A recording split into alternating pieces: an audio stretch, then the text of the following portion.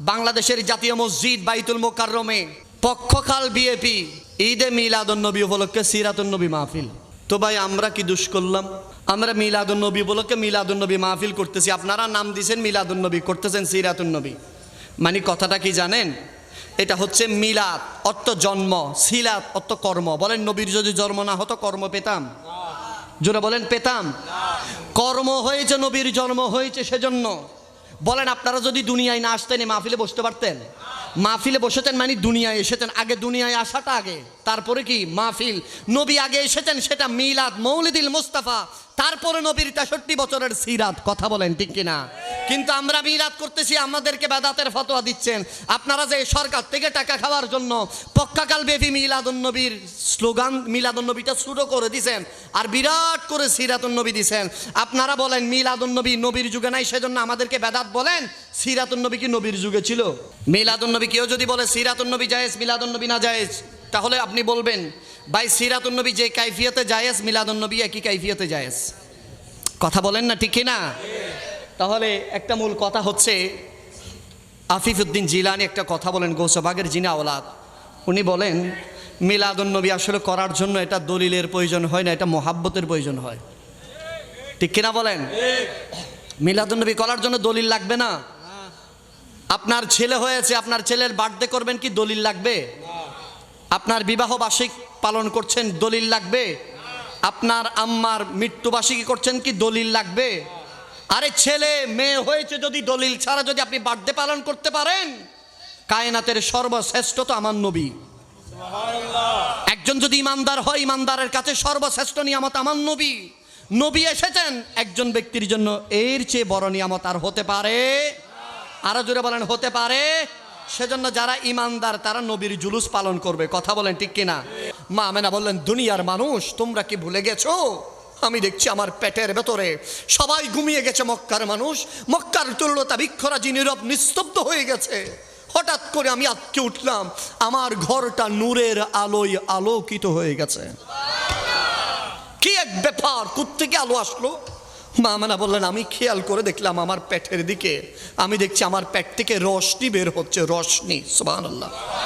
শুধু আমার ঘর আলোকিত হয়েছে এমনটি নয়, খোদা কি কসম, সে রবের প্রশংসার কসম করছি যে রবের কাছে আমি আমেনার হায়াত, আমি আমেনার জিম্মাদার।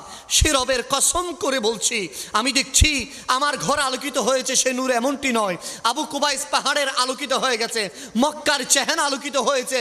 আমি যখন উপরের দিকে তাকালাম, আমি দেখছি সেই নূরের আলোর কারণে আল্লাহর আরশে আজিম আলোকিত হয়ে গেছে।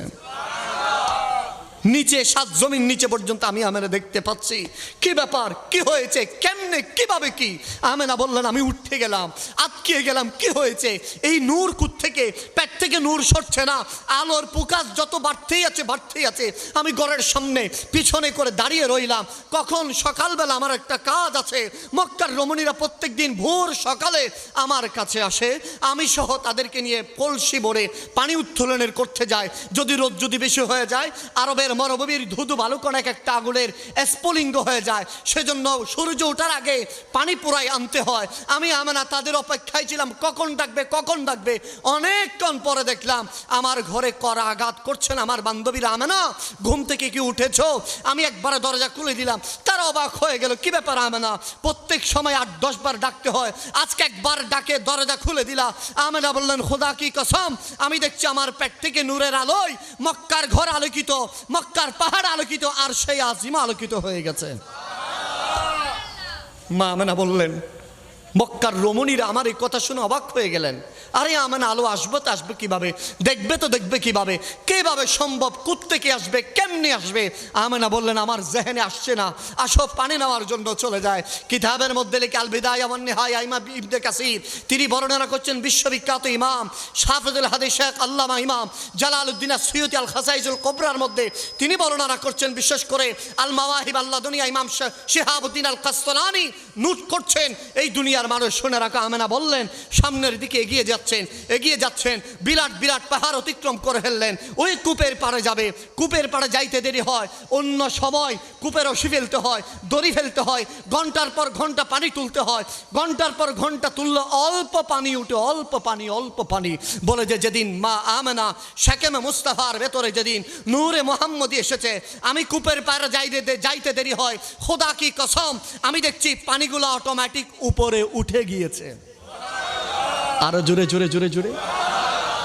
আমেনা বললেন আমি অবাক হয়ে গেলাম, মক্কার রমণীরা অবাক, তাজ্জব হয়ে গেল, কেমনে সম্ভব, পানি কেমনে উপরে উঠে যায়। আমেনা বললেন আমি কূপের পাড়ে যতক্ষণ দাঁড়াই পানি উপরে উঠতে থাকে, পেছনে আসলে পানি নিচে নামতে থাকে। আমার বান্ধবীরা বলে আমেনা তুমি একটু থেমে থাকো কূপের পাড়ের উপরে, আমরা আমাদের কলসি মস্কগুলো ভরপুর করে নেই। আমেনা বললেন ঠিক আছে। আমেনা আজকে তুমি বয়ে কাঁধে করে নিয়ে যেতে, হাতে করে কষ্ট করে নিয়ে যেতে হবে না, আজকে তোমার মস্কটা আমরা তোমার ঘরে দিয়ে আসবো। আরেকটু জোরে। আমেনা বললেন এই দৃশ্য দেখে আমি বুঝতে পারলাম না কেমনে কি হয়ে গেছে। ভর দুপুর আমি বের হব মক্কার সেই উত্তপ্তময় যে এই রোদটা এমন হয়ে গেছে, প্রতিটা বালুতে এক একটা আগুনের কয়লার টুকরার মতো হয়ে গেছে, জল জল করে জ্বলছে। আমার বান্ধবী যারা সাহারা মরুভূমিতে নেমেছে তারা প্রথমে উটের বেড়ার বকরির পশম দিয়েছে, তার উপরে চামড়া দিয়েছে, তার উপরে বিভিন্ন কিছু গাদা বকরির বা গাছের বাখল দিয়ে তারা নেমেছে। কিন্তু আমি আমেনা খালি পায়ে সাহারা মরুভূমিতে নেমেছি। তারা বললেন কি আমেনা এত কিছু দেওয়ার পর আমাদের পা পুড়ে যাচ্ছে, তোমার কি পায়ে গরম লাগছে না?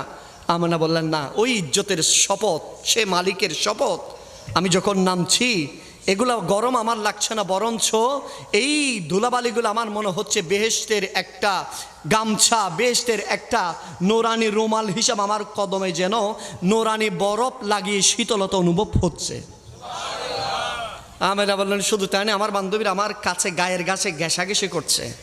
আমি বললাম এত জায়গা আছে আমার গায়ের সাথে ঘেঁষাঘেঁষি কেন করছো? আমেনাকে বান্ধবীরা বলেন আমেনা একটু উপরে তাকাও। আমেনা বলেন আমি উপরে তাকাইতে দেখি মেঘ একটা এসে আমার মাথার উপরে ছায়া প্রদান করেছে।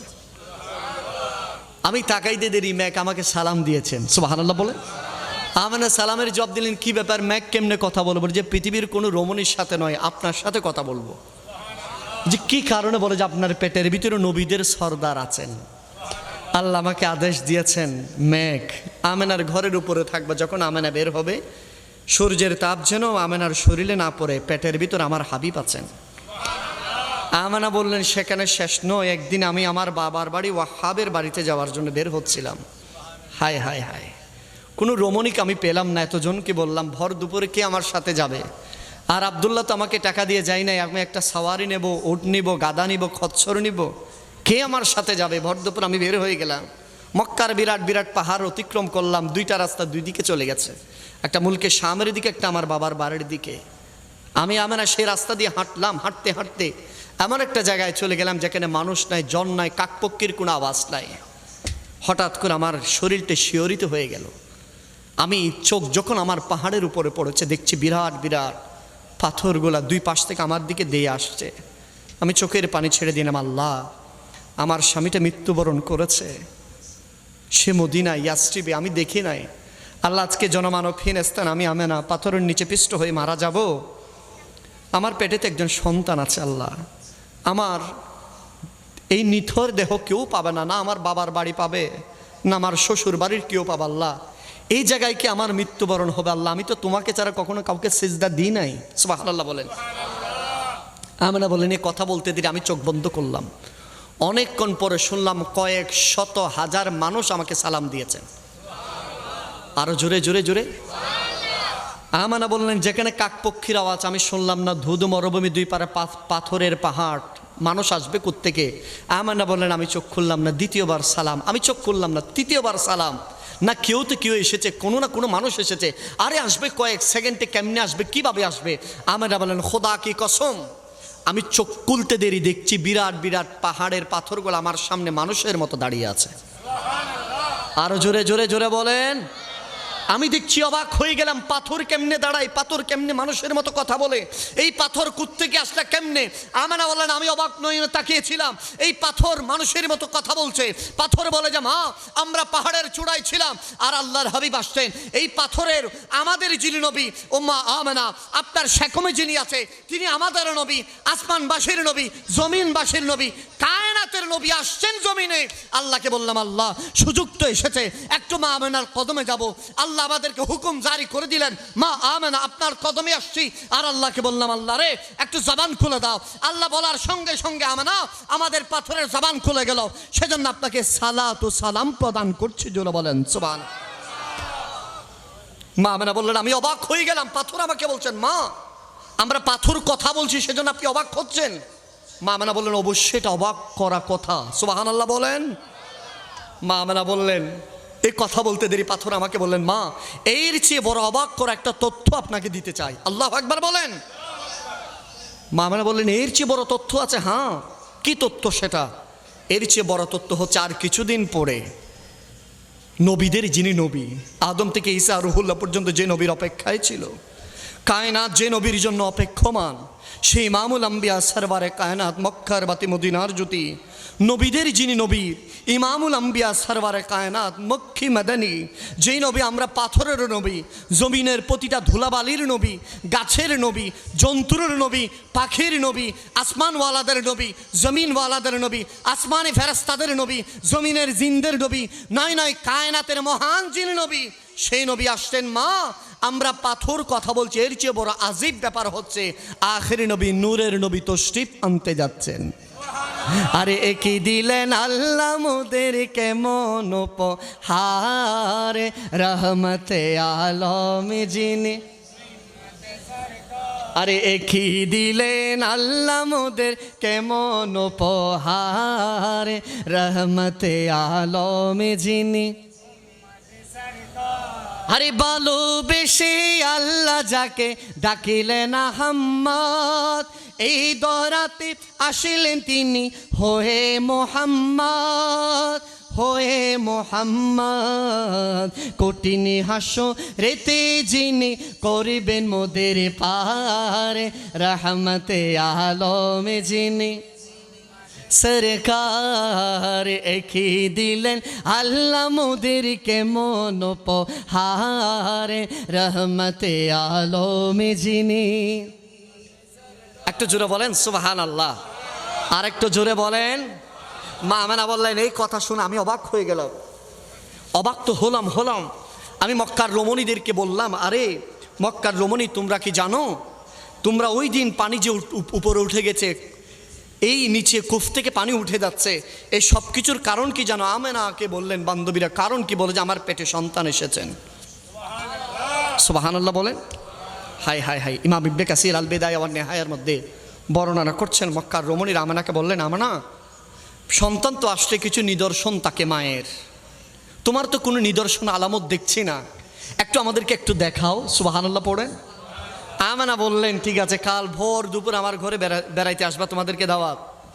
মা আমেনা বললেন আমি তাদের জন্য প্রস্তুতি গ্রহণ করলাম। তারা বলতেছেন হাই হাই, দাওয়াতে যাবো তো যাবো আব্দুল্লাহর ঘরে। সুবহানাল্লাহ বলেন। আরে দাওয়াতে যাবো তো যাবো আব্দুল মুত্তালিবের ঘরে। তিনি কোন আব্দুল মুত্তালিব যিনি খানায়ে কাবার রক্ষণাবেক্ষণের দায়িত্ব ছিলেন? তিনি কোন আব্দুল্লাহ যিনি মক্কার সর্বশ্রেষ্ঠ পুরুষদের মধ্যে শ্রেষ্ঠ পুরুষ? সুবহানাল্লাহ। তিনি কোন আব্দুল্লাহ যাকে বনের সিংহ এসে সালাম করতেন? আরো জোরে জোরে বলেন। সেই আব্দুল্লাহর ঘরে দাওয়াত। মক্কার রমণীরা সুন্দর করে ইন্তজাম করে আমেনার কুঠিরে গেলেন, তশরিফ আনলেন। আমেনা হালান সাহালান মুবারাকান মারহাবান বললেন। বলার পরে আমেনা বলো সন্তান কেমনে আসছে, কিভাবে আসছে আমাদেরকে বোঝাও। আমেনা সর্বপ্রথম প্রশ্ন করলেন, বলো তোমরা ঘরে কোথাও ঘুমাও? বলে যে পাথরের উপরে। আরে আমি আমেনা কোথায় ঘুমাই? বলে যে এখানে ঘরের ভিতরে দেখছি ওই যে খেজুর গাছের যে চাটাই, সেই পাথরের উপরে চাটাই করা আছে, সেই চাটাইয়ের উপর হয়তো আমেনা তুমি ঘুমাও। আমেনা বললেন হ্যাঁ হ্যাঁ, তোমাদের ঘরের পাথরের কাইফিয়ত আর আমার ঘরের পাথরের কাইফিয়ত বেশ কম বা ভিন্ন আছে। সুবহানাল্লাহ জুড়ে বলেন। মক্কার রমণীরা বলে না আমেনা পাথরের ভিতরে আবার ভিন্ন আছে। বলে যে হ্যাঁ। বলে যে একটু আমার পাথরকে একটু ধরে দেখো। সুবহানাল্লাহ বলেন। মক্কার রমণীরা আমেনার সেই খেজুর গাছের চাটাইটা উপরে তুলতে দেরি, পাথরে হাত রাখলেন, তারা বিস্ময়ে বলে যে কাবার শপথ, পাথর কেমনে এত রুইয়ের মতো নরম হতে পারে? সুবহানাল্লাহ জোরে বলেন। কিন্তু আমাদের ঘরের পাথর পৃথিবীর সবচেয়ে শক্ত জিনিস, আপনার ঘরের পাথর এরকম নরম তুলতুলে কেমনে কেমনে সম্ভব, কিভাবে হয়েছে? আমানা বলেন খোদা কি কসম, সেদিন রাত যেদিন নূরে মোহাম্মদী আমার শাকমে রেহমে তশরিফ এনেছেন, খোদা কি কসম সেদিন রাত হয়ে গেছে যখন আমি দেখছি সেই পাথরের ভেতর আমি ঢুকে যাচ্ছিলাম। হাই, আমি ভয় পেয়ে আটকে উঠলাম, চিৎকার মেরে উঠলাম, পাথর কি আমাকে বক্ষণ করবে? এই সোনা মক্কার রমণীরা, পাথর আমাকে বলছেন, মা আমানা, আল্লাহ আমাকে হুকুম দিয়েছেন পৃথিবীর সমস্ত পাথর সবচেয়ে শক্ত হবে, আজকে থেকে এই পাথর রুইয়ের মতো বিছানার নরম বিছানা হয়ে যাবে।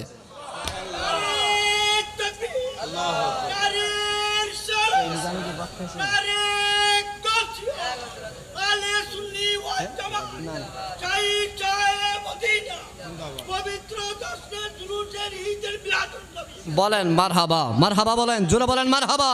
আরে সাল্লে আলা রাসূলনা, সাল্লে আলা মুহাম্মাদিন, সাল্লে আলা হাবিবিনা, সাল্লে আলা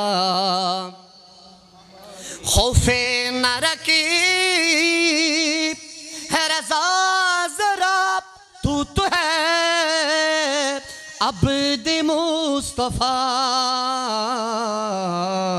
तेरे लिए अमान है, तेरे लिए अमान है, सल्ले आला, जुरे जुरे।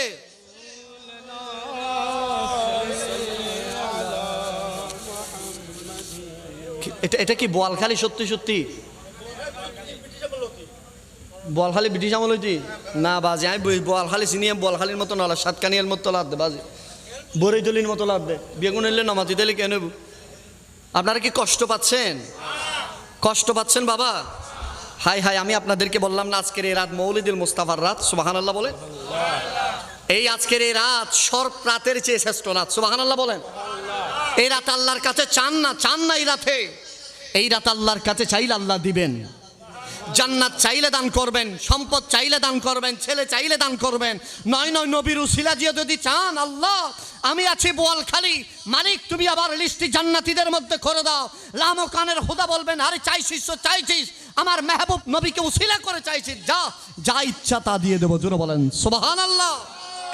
সেই নবীর আগমনের এই রাত, মেহেরবানি করে আমি আপনাদেরকে বলবো, এই রাতে নবীর প্রেমের উজালা হয়ে যান, সুবহানাল্লাহ বলেন। জাসমানি ফেরেশতারা যেন এসে দেখে বোয়ালখালীবাসীর অমুক ব্যক্তি ফুলান ইবনে ফুলান, অমুকের সন্তান আজকে দুনিয়ার কোনো কাজে নাই, ঘরে বসে নাই, মোবাইল চালানোর মধ্যে নাই, চায়ের দোকানে নাই, রেলবিটে নাই, আসে নবীর মিলাদের মাহফিলে। সুবহানাল্লাহ, জোরে জোরে বলেন সুবহানাল্লাহ। আর সাল্লে আলা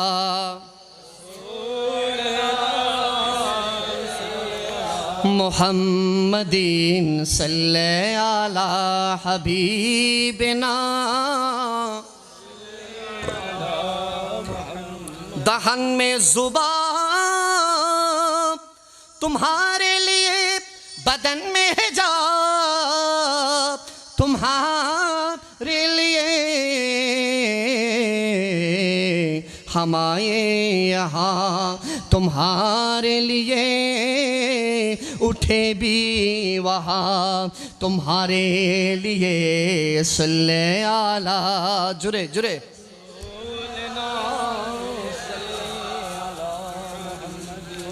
বলেন মারহাবা। আরেকটু জোরে কন মারহাবা। মা আমারা বললেন, শোনো, যেদিন আল্লাহর হাবিবের নূরে মুহাম্মদ আমার পেটে এসেছে, এই পাথর নরম হয়ে গেছে, আমি পাথরের ভিতরে ঢুকে যাচ্ছিলাম, আর পাথর আমাকে বললেন, মা পৃথিবীর সমস্ত পাথর থাকবে শক্ত, শুধু একমাত্র পাথর এটা থাকবে রুইয়ের মতো নরম। কারণ কি? বলে যে পেটে আল্লাহর হাবিব এসেছেন। আল্লাহ আমাকে ফরমান জারি করে দিলেন, এই পাথর আমার হাবিব আমানার শাকমে এসেছে, আমানার জিসিম যদি কষ্ট পায়, আমার হাবিব কষ্ট পায়, সেজন্য নরম থাকবি, শক্ত হবি না। জুড়ে বলেন সুবহানাল্লাহ। মক্কার রমণীরা অবাক হয়ে গেলেন, কি ব্যাপার, কেমনে কি? আরে কোনো আলামত দেখছি না, নিদর্শন দেখছি না, কেমনে সন্তান এসেছে? আমেনা বললেন, সাবধান, সতর্ক হয়ে যাও। আমার পেটে যিনি এসেছেন তিনি 8-10 সন্তানের মতো সন্তান নয়। আমার পেটে যিনি এসেছেন তিনি মক্কার অন্য সন্তানের মতো সন্তান নয়। আমার পেটে যিনি এসেছেন তিনি 8-10 মক্কালের ওই সন্তান যেভাবে মায়ের রেহেমে আসে সেইভাবে আসে নাই। শুনে রাখো, এই সন্তান আসার সঙ্গে সঙ্গে আমার ঘরের ছাদ খুলে গেছে, আমি আর সেই আজিম দেখতে পেয়েছি। এই সন্তান এসেছে, পাথর আমাকে সালাম করেছে। এই সন্তান এসেছে, পাথর রুইয়ের মতো নরম হয়ে গেছে। এই সন্তান এসেছে, কূপের পানি উঠে গেছে। আরে জানো, এই সন্তান এসেছে, একদিন আমি আমার ঘর থেকে বের হচ্ছিলাম, ওই পাহাড়ের ভেতরে জঙ্গল থেকে একটা হিংস্র জানোয়ার আমার দিকে দিয়ে আসছে, আমাকে খেয়ে ফেলবে।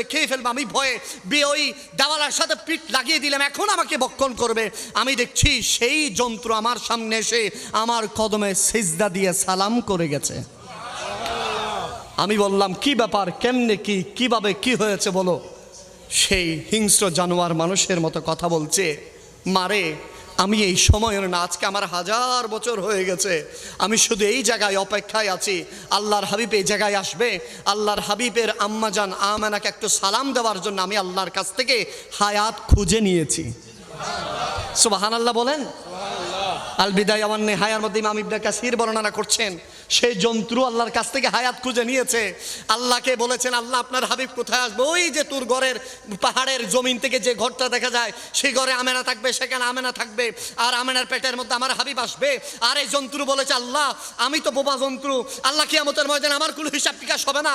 আল্লাহ রে, যেই নবী আমাদের জন্তুদের নবী, আল্লাহ আমি মানুষের অন্য মানুষের জন্য হায়াত চাই না, আল্লাহ আপনার হাবিবের জন্য আমার হায়াতকে একটু লম্বা করে দেন।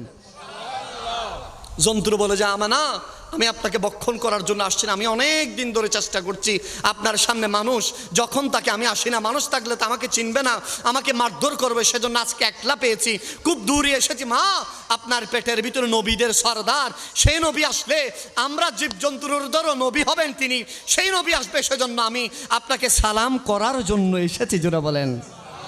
আরে আছি গো ডুবি আমি পাপেরি সাগরে, না জানি কি হবে ও পারে হাসরে, তোমারি সুপারিশ বিনে কেমনে হব পার, কবরে হাসরে কি হবে আমার, কবরে হাসরে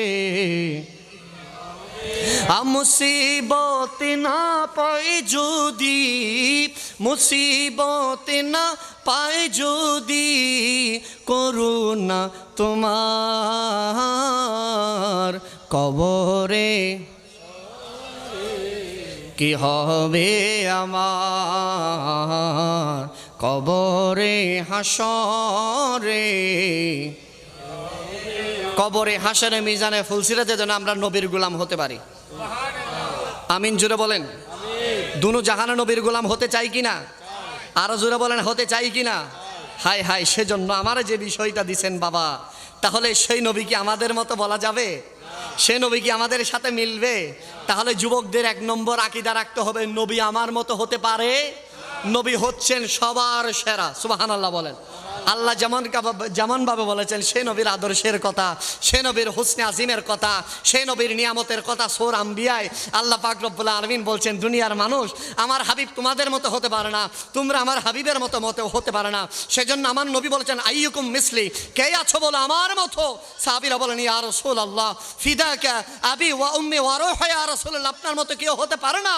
নবী, সৃষ্টি জগতে আপনার মতো কেউ নাই, আপনিও কারো মতো নয়, আপনি অদ্বিতীয় মহান রাসূল। জোরে বলেন সুবহানাল্লাহ।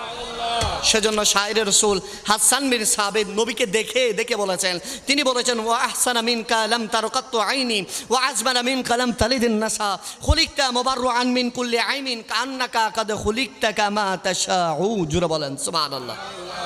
হাসান বিন সাবিত, আমরা এই নবীরে দেখছিনি, হাই হাই হাই হাই, নবীরে দেখার মতো চোখের মতো চোখ বানান। সুবহানাল্লাহ সুবহানাল্লাহ। নবীরে দেখার মতো চোখ সিদ্দিক আকবরের লাগবে, নবীকে দেখার মতো আহলে বাইতের প্রেমের চোখ লাগবে, নবীকে দেখার জন্য গৌস পাকের প্রেমের চোখ লাগবে, নবীকে দেখার জন্য খাজা বাবার চোখ লাগবে, নবীকে দেখার জন্য গৌসুল আজম মেজ ভান্ডারের চোখ লাগবে, নবীকে দেখার জন্য শাহিন শাহেদ শ্রীকুটের প্রেমের চোখ লাগবে, ঠিক কিনা বলেন? নবীকে দেখার জন্য শেরে বাংলার চোখ লাগবে, ঠিক কিনা বলেন? এই বোয়ালখালের বাবার নবীকে দেখার জন্য সুন্নি জামাতের মোহাব্বতের ভালোবাসার দু নয়ন লাগবে, ডান হাত তুলে বলো, ঠিক কিনা বলো? যেমন তেমন চোখ দিয়ে কি দেখা যাবে? আরো জোরে বলেন। হাদিস খোলেন, বুখারীর হাদিস। আমার নবীকে আবুল আহাবও দেখছে, সিদ্দিক আকবরও দেখছে।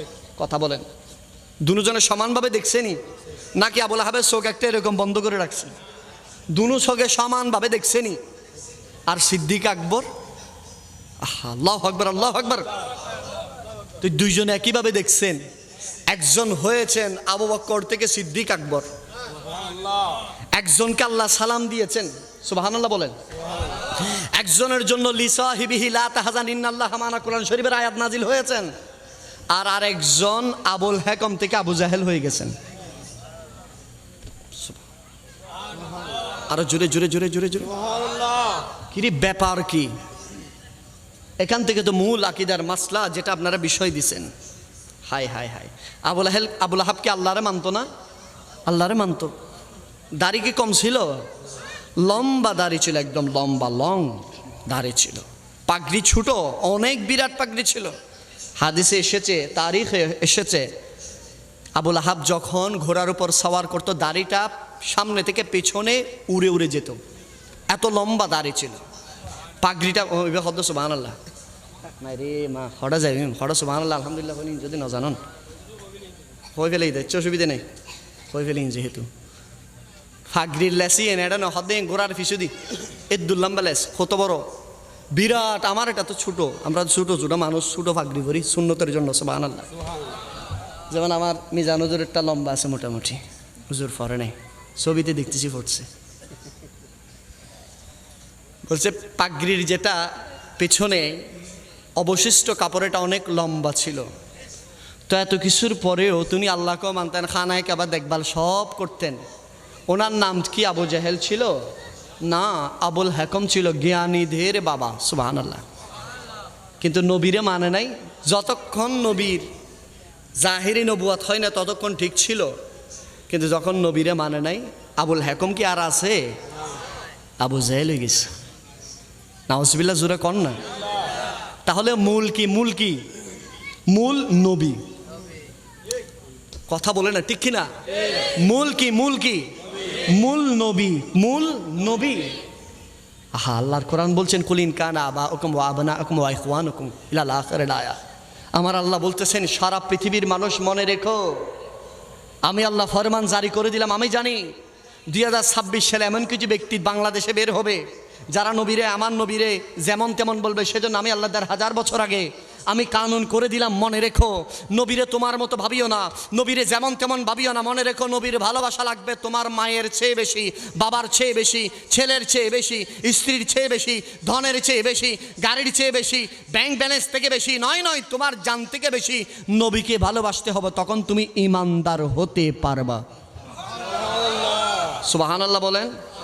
এটা কি কথা আমার নাকি আল্লাহর কোরআন? আরো জোরে বলেন। এবার আল্লাহর কোরআন বলতেছেন, সেই নবীর আসেছেন, সে নবীকে ভালোবাসবে। এখন কি করবা? আল্লাহর কোরআন যেটা আপনারা বিষয় দিয়েছেন, যুবকদের করণীয় চরিত্র গঠন কোত্থেকে করবে? আল্লাহর কোরআন বলছেন, বিসমিল্লাহির রহমানির রহিম, লাকাদ কানা লাকুম ফি রাসূলিল্লাহি উসওয়াতুন হাসানা। সুবহানাল্লাহ। ফিসনের ইতার হন তো সুবহানাল্লাহ। আর একখানা জোরে মাশাআল্লাহ, আওয়াজ দেই দিও না, তো নিতারতে বেশি দেরবা। আরেকটু জোরে সবাই বলেন সুবহানাল্লাহ। এই এতক্ষণ পরে লাদ নাই ওয়াজত বসছি, অলরেডি 1 ঘন্টা গিয়ে এতক্ষণ পরে লাগতেছে আমি কি কোথায় বসছি? ওয়াজে মোটামুটি বসছি, মাশাআল্লাহ। এবার আরেকবার জোরে বলেন সুবহানাল্লাহ। এই এতক্ষণে মোটামুটি আমার একটা কি আসছে।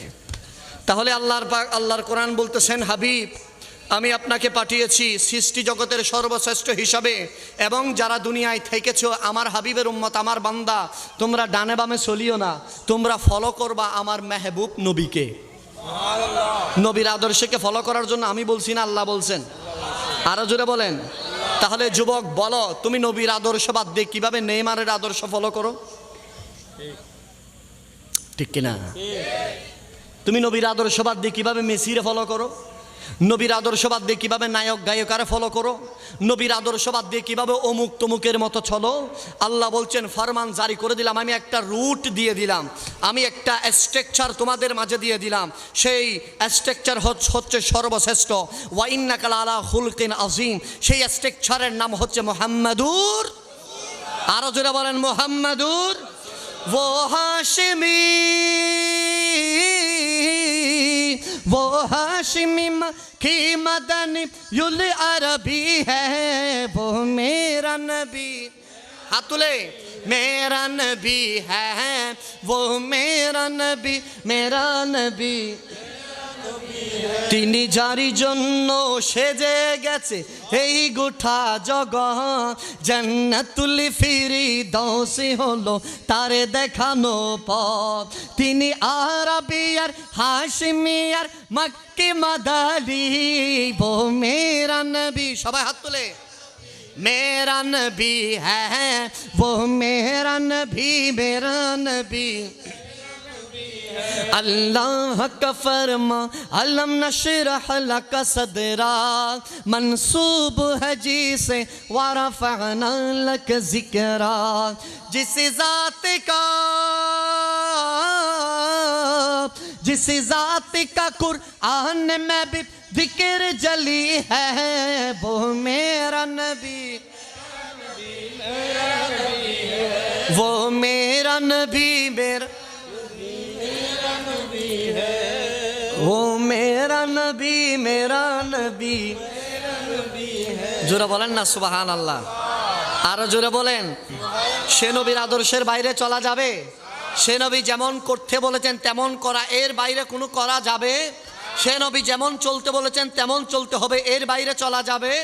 সে নবীজির পুরো জীবনের, দৈনিক জীবনের প্রতিটা মিনিট, প্রতিটা সেকেন্ড, প্রতিটা মুহূর্ত একজন ইমানদার ফলো করলে সে মোমেনে কামেল মোকাম্মেল হবে। ঠিক কিনা বলেন?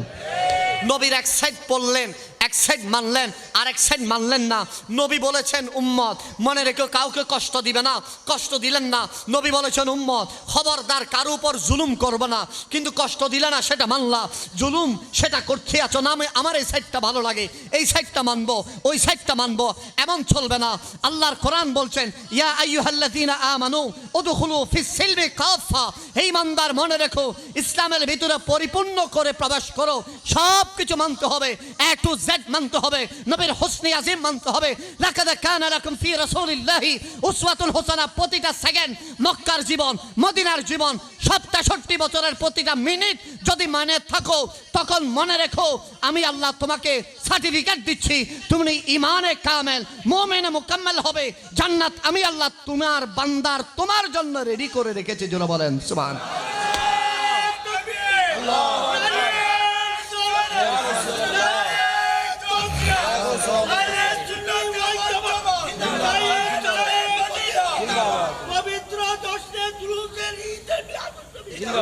এবার আসেন, এখন এতদূর পর্যন্ত বুঝছেন? আপনাদের কোনো অবুঝ কিছু আছে? যতদূর বলছি কোনো আছে? তাহলে এবার শোনেন, এবার যে আমাকে যে তারপরের যে বিষয়টা দিয়েছেন আপনারা, তরুণদের বাঁচার জন্য করণীয় কি? সুবহানাল্লাহ। তরুণদের বাঁচার জন্য করণীয় কি? কোন করণীয়র মাধ্যমে তরুণরা বাঁচবে?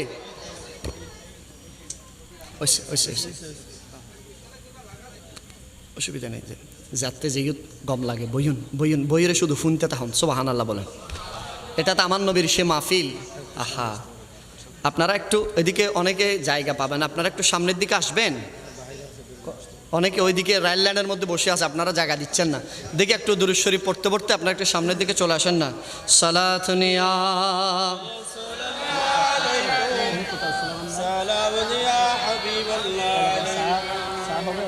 সালাতুনিয়া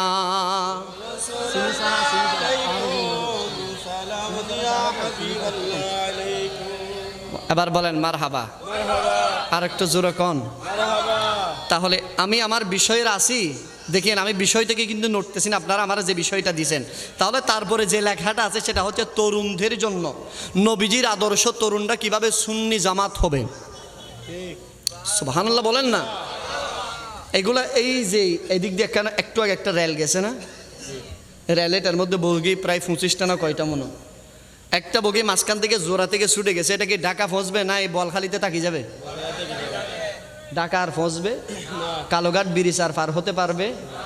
এই কথাগুলো এক একটা বগির মতো শক্ত করে, এটা একটার সাথে একটা, একটার সাথে একটা জোড়া জোড়া লাগতে লাগতে কথাটা মদিনা চলে যাবে। যদি আপনি অন্য মনস্ক হয়ে গেছেন, ওই বগি বোয়ালখালি আছে, ট্রেনেটা ঢাকায় চলে গেছে, এরকম হয়ে যাবে। সেজন্য কথা একের পর এক, একটার সাথে একটা গাঁথানো এগুলা। সেজন্য আপনি পুরো সিস্টেম, পুরো কথাটা আপনি শুনতে হবে, শুনলে ভালো করে বুঝতে পারবেন। সুবহানাল্লাহ। হুজুর আমরা বুঝলে কি হবে, প্রত্যেক দিন সাত দোকানে কত কথা শুনতেছি, আপনার এটা এরকম কথা না, খবরদার এটা মনে করবেন না। এটা যদিও আমার এই ছোট্ট নাফাক জবানে বলতেছি, কথাটা আমার মেহবুব নবীর, কথাটা ইমামদের। হাই হাই হাই সুবহানাল্লাহ পড়েন। তাহলে তরুণদের জন্য কি করণীয় হতে পারে নবীর আদর্শ?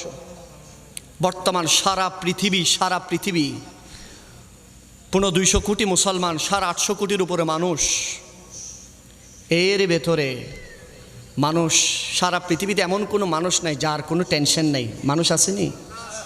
সারা পৃথিবীর মানুষ টেনশন, ফ্রাস্ট্রেশন, সারা পৃথিবীর মানুষ হতাশাগ্রস্ত, বিপদগ্রস্ত। হে মানুষ কোথায় পাবে শান্তি? হে মানুষ কোথায় পাবে কল্যাণ? কোন জায়গায় যাবা তোমরা? কোথায় তোমাদের জন্য নিয়ামত আছে বলো? আল্লাহ পাক সেই নিয়ামত দিয়েছেন 570 খ্রিস্টাব্দে জাজিরাতুল আরবে আল্লাহর হাবিবকে পাঠানোর মাধ্যমে, ইল্লা রাহমাতাল লিল আলামিন। মানুষ তোমরা মনে রেখো আমার হাবিবের ভেতরে রয়েছে তোমাদের জন্য কল্যাণ, শান্তি, নিয়ামত। জুড়ে বলেন সুবহানাল্লাহ। আমার নবী এসেছেন, অন্ধকার দূর হয়েছে। আমার নবী এসেছেন, জুলুম দূর হয়েছে। আমার নবী এসেছেন, ন্যায় প্রতিষ্ঠা হয়েছে। আমার নবী এসেছেন, সাম্য এসেছেন। আমার নবী এসেছেন, মানুষের ভিতরে ভালোবাসা এসেছে। আমার নবী এসেছেন, আল্লাহর দ্বীন কায়েম হয়েছে। আমার নবী এসেছেন, দুনিয়ার ভেতরে শান্তি, কল্যাণ প্রতিষ্ঠা হয়েছে। জোরে বলেন। নবী এসে সব কিছুকে কি করে দিলেন? পরিপূর্ণ করে দিলেন। এবার মূল কথায় আমি আসি। কোরআনুল কারীমের সূরা ইউনূস 10 নম্বর সূরার 58 নম্বর 58 নম্বর আয়াতে আল্লাহ বলতেছেন, কুল হাবিব আপনি বলে দেন, কুল বিফাদিলিল্লাহি ওয়া বিরহমাতিহি ফাবিযালিকা ফালিয়াফরাহু। এত দূর, এরপরে গেলেগুলো লম্বা হয়ে যাবে। আল্লাহ বলছেন হাবিব আপনি বলে দেন। কাদেরকে বলতেছেন? জোরে বলেন না। রাসূল পাককে বলতেছেন, হাবিব আপনি বলে দেন আমার বান্দাদেরকে, আপনার উম্মতদেরকে। আরো জোরে বলেন সুবহানাল্লাহ। আল্লাহ চাইলে এটা না বলতে পারতেন, বলেছেন না আমি এই জন্য বলে দিচ্ছি, কিয়ামত পর্যন্ত কেউ যদি অস্বীকারী থাকে তারা যেন অস্বীকার করতে না পারে, আমার হাবিব দিয়ে আমি বলাচ্ছি। সুবহানাল্লাহ। আমার আল্লাহ বলতেছেন, কুল বিফাদিলিল্লাহি ওয়া বিরহমাতিহি ফাবিযালিকা ফালিয়াফরাহু। হাবিব আমার বান্দাদেরকে, আপনার উম্মতদেরকে বলে দেন, তারা যেন আল্লাহর দয়া, আল্লাহর ফজল পেয়ে খুশি যেন উদযাপন করে। আর জোরে জোরে জোরে বলেন, সেই খুশি কি নিয়ামত? সর্বশ্রেষ্ঠ নিয়ামত কি? আহা। এবার আল্লাহর কোরআন অপর জায়গায় আল্লাহ বলতেছেন, লাকাদ মান্নাল্লাহু আলাল মুমিনিনা ইয বা'আথা ফীহিম রাসূলা। আমি মুমিনদের উপর বড় দয়া, বড় ইহসান করেছি। আল্লাহ চোখ দিয়েছেন, কান দিয়েছেন, মুখ দিয়েছেন, এটা ইহসান। আল্লাহ বলে যে না, আমি বড় ইহসান করছি, আমার হাবিবকে তোমাদের মধ্য থেকে আমি প্রেরণ করেছি। সুবহানাল্লাহ। আরো জোরে বলবেন না? আল্লাহ সর্বশ্রেষ্ঠ নিয়ামত কি? নিয়ামতে কুবরা, নিয়ামতে উজমা কি? বলে যে সর্বশ্রেষ্ঠ নিয়ামতে আযীম হচ্ছে আমার হাবিব। জোরে বলেন সুবহানাল্লাহ। আর সেই নবীকে পেয়ে কি করতে হবে? আল্লাহ বলছেন ফালিয়াফরাহু, খুশি খুশি খুশি উদযাপন করো। সুবহানাল্লাহ জোরে বলতে হবে। বাবা আমি তো ছোট মানুষ, আমার তেমন এলম খালাম নেই, আমি খুব নগণ্য মানুষ। আমি চেষ্টা করছি আপনাদেরকে সুন্দর একটা সমাধান যেন আপনাদের মাঝে আসে। বলেন আমি এত দূর বলছি, এখানে মন গড়া কিছু বলতেছি? কোনো মন গড়া বলতেছি? দেখিয়েন বাবা, কোরআন সুন্নাহ এবং যুক্তি নির্ভর, যেগুলো কোরআন সুন্নাহর সাথে সংশ্লিষ্ট, কথা মনে রাখবেন এটা। তাহলে আল্লাহ বলছেন আমার হাবিব এসেছেন, তোমরা কি করো? খুশি উদযাপন করো। খুশিটা কি গুম যাই করেনি? ঈদুল ফিতরের দিন কি গুম যাই কি উদযাপন করবেন? ঈদুল ফিতরের দিন কি ঘরে বসে থাকি খুশি উদযাপন করবেন? খুশি উদযাপন কিভাবে করে? আহা, খুশি উদযাপন এটা হচ্ছে এমনি মোবাইলের ভিতর একটা ওই নোটবুক আছে শব্দার্থ, সে শব্দার্থের ভিতরে এই তথ্য দেখেন। খুশি কাকে বলে দেখেন? খুশি অর্থ হচ্ছে যেটা আনন্দ চিত্ত প্রকাশ করা হয়। সুবহানাল্লাহ। সেজন্য এটা প্রকাশের জন্য আমরা জশ্নে জুলুস করি। সুবহানাল্লাহ। যদি জশন শব্দটা ফার্সি, জুলুস শব্দটা ফার্সি। মৌলিদিল মুস্তাফা, নবীর আগমন। সুবহানাল্লাহ। পুরো জশ্নে জুলুসে ঈদে মিলাদুন্নবী হচ্ছে, পুরো এটার অর্থ আরবি এবং ফার্সি মিলে সংশ্লিষ্ট হয়ে এটার অর্থ হচ্ছে নবীর আগমনের আনন্দ, শোভাযাত্রা, উল্লাস। সুবহানাল্লাহ জুড়ে বলতে হবে। এটা কি কোনো মানুষের? আমাকে জবাব দেন। জশ্নে জুলুসে ঈদে মিলাদুন্নবী কোনো মানুষের? এটা কার? নবীজির। কার? আর করতে বলছেন কে? আরো জোরে বলেন। কোনো মানুষ, কোনো হাজি, কোনো গাজী, কোনো মিনিস্টার, কোনো এমপি, কোনো মন্ত্রী, কোনো মুফতি, মুহাদ্দিস, পীর, ফকির, কোনো দরবেশ বলেছেন? হুকুম কার? আরো জোরে বলেন কার? জবান খুলে বলেন হায়াতের মালিক কে? রিজিকের মালিক কে? ইজ্জতের মালিক কে? সম্মানের মালিক কে? আর সেই আল্লাহ বলতেছেন ফালিয়াফরাহু, আমি আমার হাবিবকে পাঠিয়েছি। লাকাদ মান্নাল্লাহু আলাল মুমিনিনা ইয বা'আথা ফীহিম রাসূলা, বড় দয়া হয়েছে বান্দা, তোদেরকে দয়া করেছি। হাত পা দয়া নয়, আমার নবীকে দিয়ে দয়া করেছি। সেজন্য তোমরা খুশি উদযাপন করো। কি করলে কি হবে? আল্লাহ বলতেছেন লা ইন শাকারতুম লা আযীদান্নাকুম, আমি আল্লাহ নিয়ামত বৃদ্ধি করে দেব, তোমাদেরকে জান্নাতি বানিয়ে দেব।